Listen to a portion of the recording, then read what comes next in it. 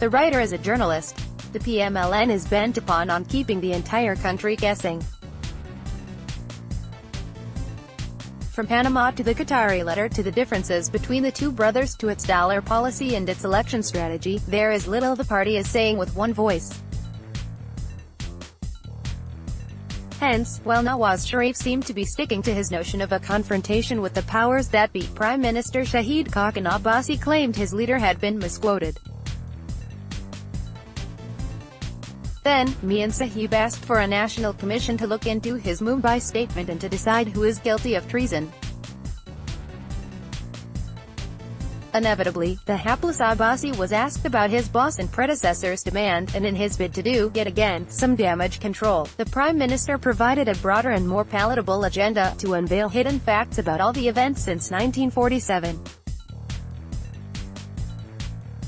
A tall order indeed. He asked for consensus among the parties after the election to form this Truth and Reconciliation Commission, without explaining what hidden events he had in mind. Truth be told, the interference in politics by non-civilians is, perhaps, our worst-kept secret. Didn't Javed Hashmi know a coup would be carried out through the judiciary, years before it actually happened? And he made sure that all of us knew this.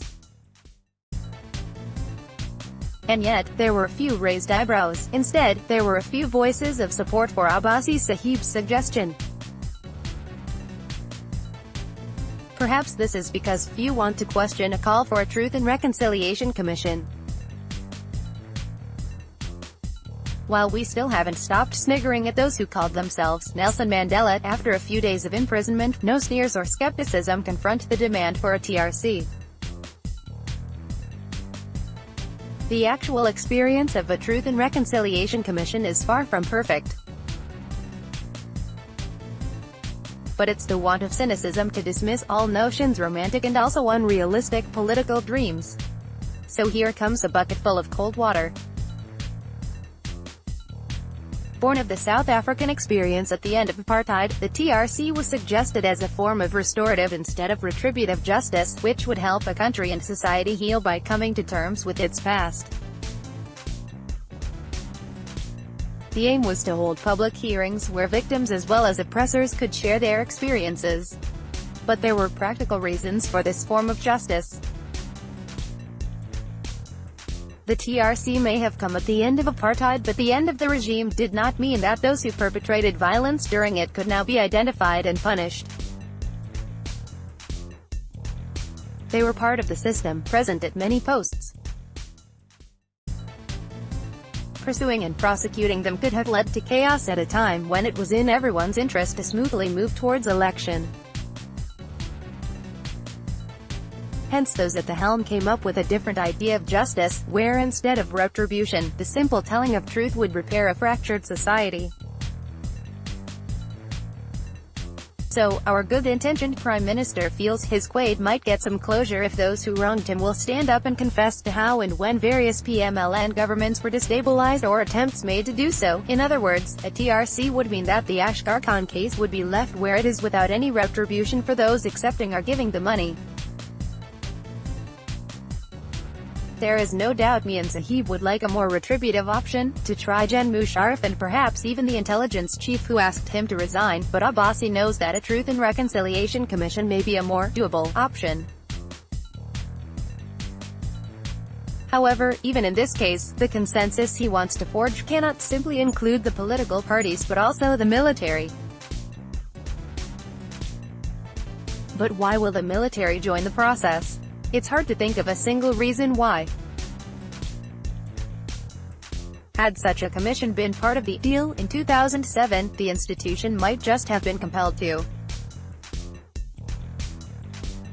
But at present, sitting pretty as it is, it's hard to imagine the institution being interested. And will it be able to get its retired officials to attend, considering that retired generals Aslam Beg and Asad Durrani can barely agree on what happened in 1990? And what about the bureaucracy that was part and parcel of our authoritarian history? But then, for those who think a Truth and Reconciliation Commission offers all that its title claims, the actual experience of the TRC is far from perfect. It has its fair share of critics, especially those who suffered the excesses of the apartheid regime. The experience elsewhere appears to be no different. They felt that justice was not delivered without punishing those who had been at fault. There were also efforts by the other side to block the process. For instance, F.W. de Klerk, who appeared before the commission to apologize, approached the courts to stop being implicated in a case of bombings in the 1980s in the commission's report. Another former president, P.W. Botha, refused to appear before the commission. But perhaps the most important difference between what the Prime Minister is asking for and what most Truth and Reconciliation Commissions around the world have in common with each other is that the latter tend to be established to look into widespread human rights abuses by the state. From South Africa to Kenya to Morocco and East Timor, the objective is to document the tales of oppression and give a voice to the abused. But what the Prime Minister and his predecessor are asking for is far different. While they may have been imprisoned under military regimes and been treated unfairly, they have hardly been victims of severe state violence. While we may need such committees to perhaps address the grievances of many individuals as well as communities who have suffered at the hands of the state, mainstream political parties, especially the PML-N, have not really been victims in this sense.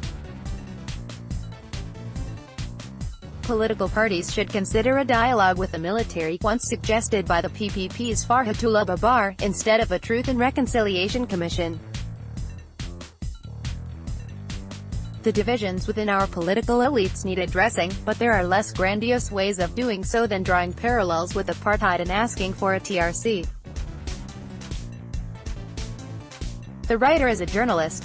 Published in Dawn, May 29, 2018.